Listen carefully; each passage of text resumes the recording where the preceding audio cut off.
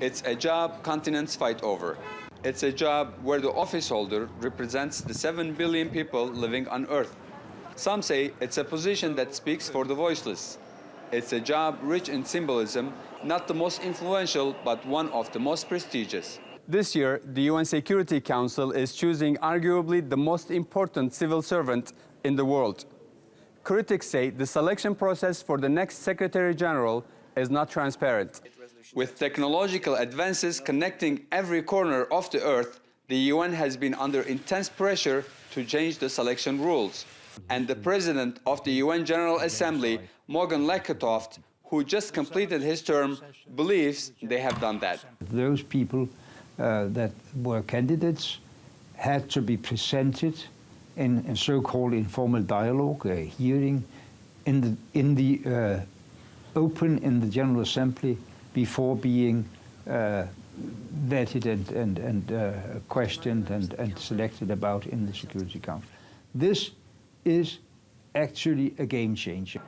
But experts say despite some transparency, the process is still secretive.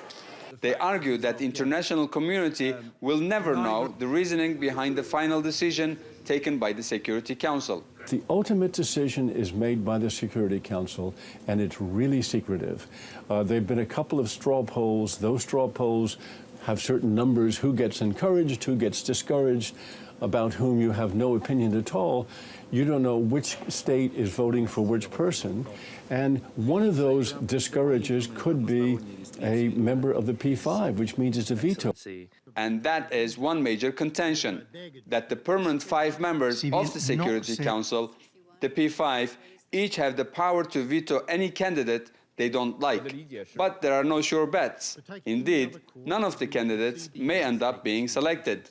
We don't know if one of those candidates will really be elected, or the P5 particularly will have to reach out and find someone whose name is not on that list. Selecting the next Secretary General remains a quagmire.